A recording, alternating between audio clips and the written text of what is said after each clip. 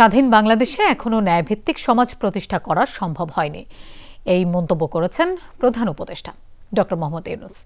রাজধানীর ওসমানী স্মৃতি মিলনায়তনে স্বাধীনতা পুরস্কার 2025 প্রদান শেষে বক্তব্য রাখেন তিনি।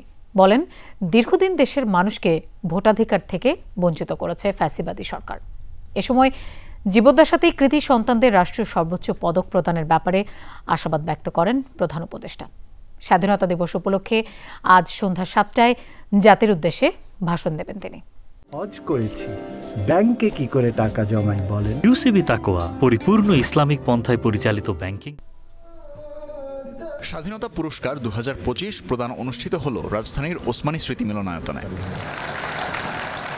অনুষ্ঠানে 6 বিশিষ্ট ব্যক্তির পরিবারের হাতে পদক তুলে দেন অন্তর্বর্তী সরকার প্রধান।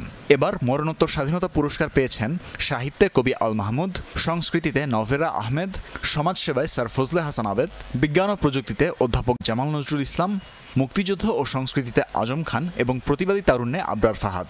একমাত্র জীবদ্দশায় এ সম্মাননার জন্য মনোনীত হন শিক্ষা ও গবেষণায় বদরুদ্দিন মোহাম্মদ উমর।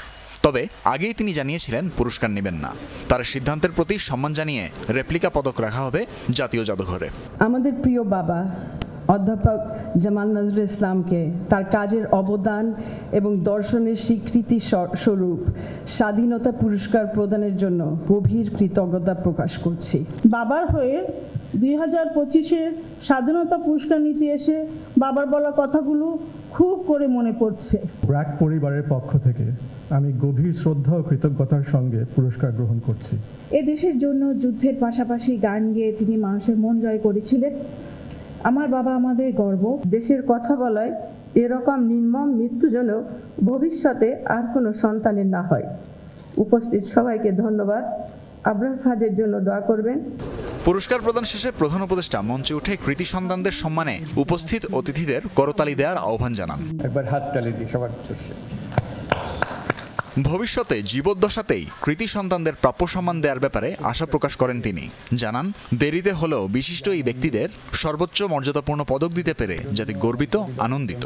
আমরা যেন আগামীতে এটা একটা নিয়ম করতে পারি যে যাদের মরণোত্তর দেওয়ার তাদের পালা শেষ করে দিয়ে পর থেকে শুধু জীবিত অবস্থায় যারা আছেন তাদেরকে আমরা পুরস্কার দিই, তাদের প্রতি সম্মানটা আমরা দিই। অন্তর্বর্তী সরকার প্রধান বলেন, স্বাধীন বাংলাদেশে এখনো ন্যায়ভিত্তিক সমাজ প্রতিষ্ঠা করা সম্ভব হয়নি। অভিযোগ, ফ্যাসিবাদী সরকার দীর্ঘদিন ভোটাধিকার থেকে বঞ্চিত করেছে দেশবাসীকে। স্বাধীন বাংলাদেশে এখনো ন্যায়ভিত্তিক সমাজ প্রতিষ্ঠা করা যায়নি।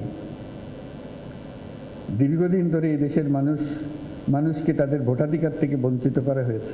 দুর্নীতি, লুটপাট ও ঘুম খুনের রাজত্ব চালিয়ে দেশে একটি ফ্যাসিবাদী সরকার ব্যবস্থা কায়েম করা হয়েছে। ডক্টর ইউনূস তার বক্তব্যে 25 মার্চ পাকিস্তানি বাহিনী কর্তৃক বাঙালিদের নির্মমভাবে হত্যার কথাও স্মরণ করেন। পাক হানাদার বাহিনী নিরস্ত্র ঘুমন্ত বাঙালির উপর নির্মমভাবে গুলি চালিয়ে হাজারো মানুষকে হত্যা করে। তানভীর মৌসুম, যমুনা নিউজ, ঢাকা।